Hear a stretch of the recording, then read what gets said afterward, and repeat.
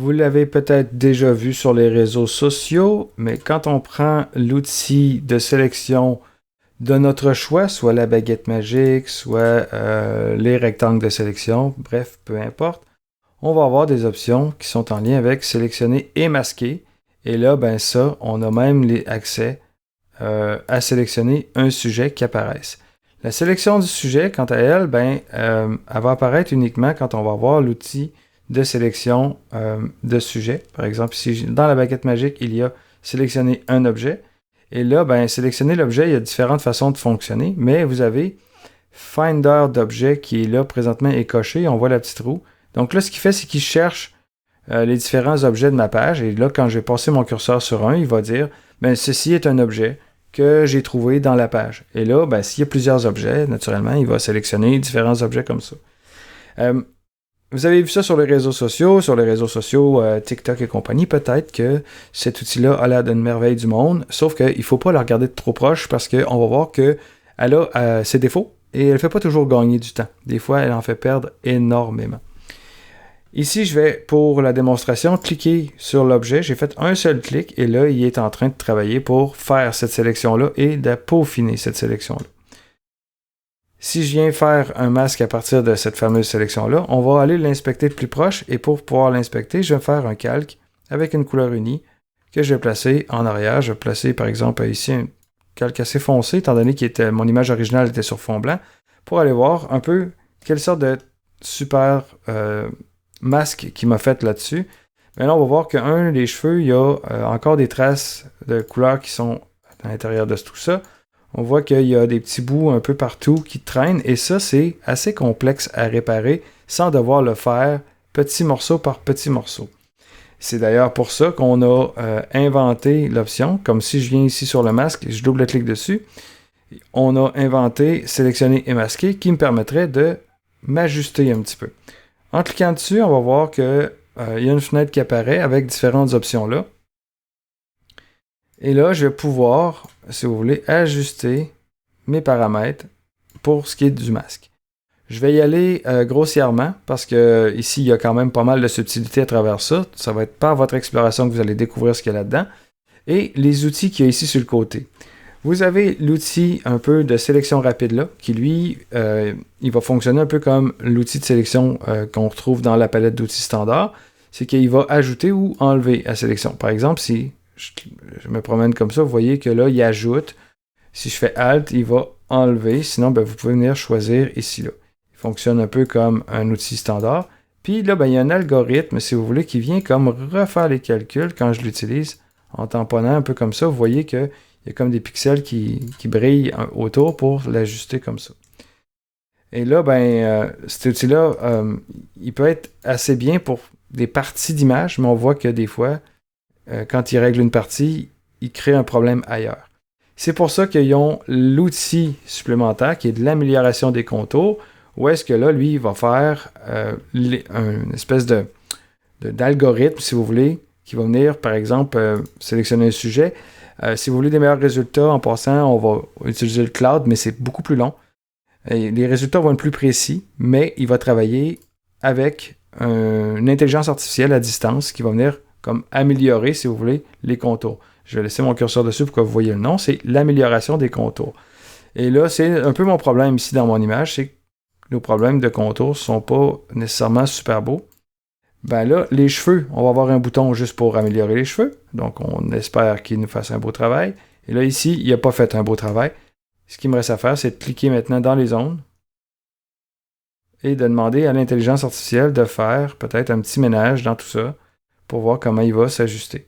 Puis là, on voit qu'il laisse un petit halo blanc tout le tour. Donc, ce que vous voyez sur les réseaux sociaux ont l'air vraiment bien, vraiment parfait, mais méfiez-vous, ce n'est pas toujours le cas. Il y a des fois plus de travail à faire avec ça.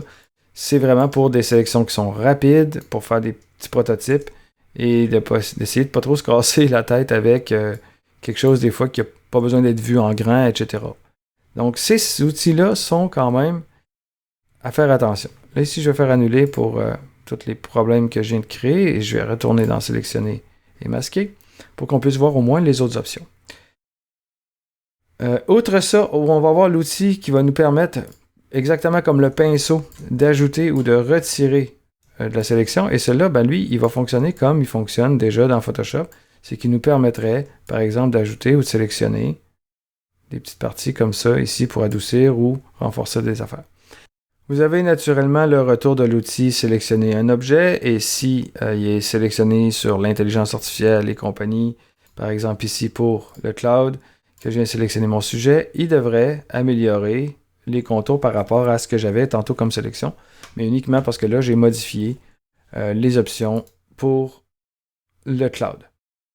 Vous avez aussi les outils de lasso polygonal et compagnie pour venir ajouter à une sélection ou enlever une sélection. Comme là, on va voir qu'il va ajouter ou enlever. Fait que s'il y a une petite partie ici, je vais faire le moins avec Alt. Et là, je vais pouvoir enlever cette section-là. Ensuite, dans le panneau de propriétés qui est apparu à droite, vous avez la première section où est-ce que là, on peut afficher l'original, on peut avoir des aperçus en haute qualité, etc. Mais ça n'améliorera pas vos contours. C'est vraiment juste au niveau de l'aperçu. Vous pouvez l'afficher par exemple sur blanc, sur noir. Moi souvent je vais l'afficher sur blanc et noir. Par exemple ici il est sur blanc, ici il est sur noir. Mais là vous allez dire ouais mais je vois du vert derrière. Mais c'est en lien avec l'opacité de ce fameux fond-là. Donc si vous voulez le voir sur votre noir, sur le noir de l'outil, ou si vous voulez le voir sur votre calque, c'est à vous de décider. Mais ici on est capable de le voir sur la sélection active, etc. ou sur calque ici, qui est directement votre calque à vous. Et là, ben, ça, c'est souvent ce que je vais espérer parce que j'ai mis un fond vert justement pour voir la qualité de mon détourage, donc c'est parfait pour là. Vous avez des paramètres prédéfinis ici. Si vous en enregistrez, par exemple, si vous détourez tout le temps le même type d'objet avec tout le temps à peu près les mêmes paramètres, ben, ça vaut la peine des fois d'en enregistrer quelques-uns.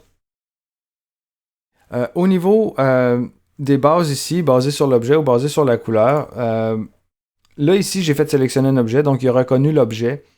Fait que s'il reconnaît une chaise, s'il reconnaît un humain, un chien, basé sur l'objet va donner des meilleurs résultats. Mais si déjà là, il n'a pas trop reconnu mon corps humain ou mon linge, peut-être que de le baser sur la couleur serait plus pertinent pour ce qui est des autres options qu'on va avoir en bas. Ici, en dessous, ensuite, on va avoir la détection des contours. Détection des contours, c'est que je peux augmenter, par exemple, le rayon pour qu'il puisse demander à l'algorithme, puis là, on voit qu'il a vraiment fait un sacré beau ménage. C'est que j'ai demandé dans un rayon de 2 pixels, peux-tu voir s'il y a des contours dans le masque qu'il y avait déjà là? Et on voit qu'il a vraiment réglé un paquet de problèmes à ce niveau-là. Et là, si je peux l'augmenter un peu, peut-être que je vais même corriger les zones plus sensibles. Mais on voit qu'il ne règle pas tous les problèmes. Du moins pas partout. Ici, il n'a pas réglé. Donc, il faudrait que j'ajoute, en fait, que j'enlève une petite section ici. Et là, même à ça, il ne le trouve pas vraiment. Donc, l'idée... c'est peut-être parce qu'il avait réinitialisé ici. Je vais tester, voir. Là, il réinitialise si j'ajuste mon contour. Là, je pourrais jouer avec pour voir est-ce qu'il a trouvé mon contour. Puis on voit qu'il vient quand même adoucir. Ça peut être intéressant de combiner, si vous voulez, des fois des petites sélections un peu nettes et ensuite d'ajuster pour voir s'il détecte le contour par rapport à ça. L'arrondi, lui, il va venir arrondir, par exemple, si on avait des angles très droits, par exemple, comme ce que je viens de faire là, l'arrondi, lui, ce qu'il va venir faire, c'est qu'il va venir arrondir et adoucir un peu ces sections-là. Même chose que tout à l'heure, plus on monte la valeur, plus ça risque de détériorer peut-être ce qui est en dessous. Ça améliore pas tout le temps. Par exemple, le rayon, tantôt, plus on va l'agrandir, plus il va faire du flou autour de notre image, qui va donner une image de mauvaise qualité.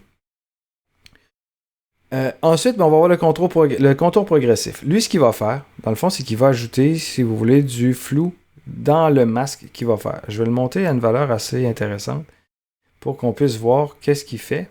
Puis là, ben, je vais demander à ce qu'il me fasse une sortie vers le masque de fusion. On va aller voir ce qu'il fait au niveau du masque. Donc là, au niveau du masque, on voit qu'il a vraiment mis du flou tout le tour. Je vais faire commande Z pour retourner sur sélectionner masquer. Et là, je vais mettre le contour progressif à 0 pour voir qu'est-ce que ça donne. Et on voit qu'il n'a pas touché à cette section-là. Le contour progressif, des fois, nous donne l'impression de nous sauver un peu de temps sur le détourage et le découpage à la plume. Mais en réalité, c'est que c'est pas vraiment super non plus. Ici, je vais la mettre sur calque. Je crois que j'aurais pas dû passer là, mais j'aurais dû passer là. Sélectionner masquer, voilà. Donc le contour progressif, on voit que ça fait ça. Là, on pourrait penser qu'on peut réparer tout ça en décalant le contour. Donc ici, il part à 0%, le curseur au centre. Ce qui veut dire qu'on peut réduire le pourcentage qui va me permettre d'entrer, si vous voulez, le contour à l'intérieur. Si je le mets net, on va le voir. Si je viens comme ça ici, il va permettre de resserrer un peu mon tracé, mon découpage initial, ou de l'agrandir. Donc là, je devrais avoir un contour blanc qui apparaît. Donc cette option-là, des fois, peut nous permettre de sauver un petit détourage imparfait avec une combinaison avec le contour progressif, mais vraiment léger. Et là, avec un peu de détection des contours, peut-être que je vais réussir à faire quelque chose de bien.